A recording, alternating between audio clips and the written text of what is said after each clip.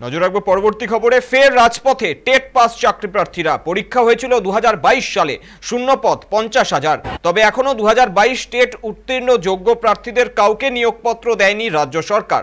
তাই এবার ফের নিয়োগের দাবিতে পথে নেমে বিক্ষোভ করছেন 22 টেট উত্তীর্ণ চাকরি প্রার্থীরা। মঙ্গলবার করুণাময়ী মোড়ে জমায়েত করার কথা ছিল চাকরি প্রার্থীদের, কিন্তু আগে থেকেই মোতায়েন ছিল বিধাননগরের বিশাল পুলিশ বাহিনী। সেখানে পুলিশের সঙ্গে রীতিমতো ধস্তাধস্তি বাঁধে চাকরি প্রার্থীদের। করুণাময়ী মেট্রো স্টেশন থেকে যারা বেরোচ্ছেন তাদের পরিচয়পত্র দেখা হচ্ছে। সেখান থেকেই বেছে বেছে আন্দোলনকারী টেট উত্তীর্ণ চাকরি প্রার্থীদের আটক করে পুলিশের বাসে তোলা হচ্ছে বলে খবর পাওয়া গিয়েছে। প্রসঙ্গত, এর আগেও বহুবার পথে নেমেছেন চাকরি প্রার্থীরা। প্রাথমিক শিক্ষা দপ্তরের সামনে অবস্থান বিক্ষোভ করেছেন, ডেপুটেশন দিতে চেয়ে বাধা পেয়েছেন পুলিশেরও। পুলিশের সঙ্গে বচসায় জড়িয়ে পড়েছেন তারা। মুখ্যমন্ত্রী 1 লাখ নিয়োগ হওয়ার কথা বলেছিলেন, তবে সেই নিয়োগের বাস্তবায়ন হয়নি।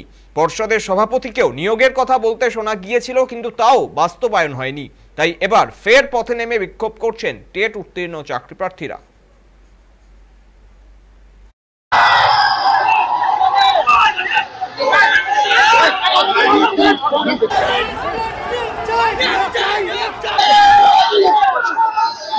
বাংলার ছেলেমেয়েদের বাইরের রাজ্যে চলে যেতে বাধ্য করছেন বেসরকারি সেক্টর, যেখানে কেন্দ্রীয় সরকার চাইছে শিক্ষার বেসরকারিকরণ হোক, সেইখানেই তাদের পাঠাতে বাধ্য করছে রাজ্যের সরকার।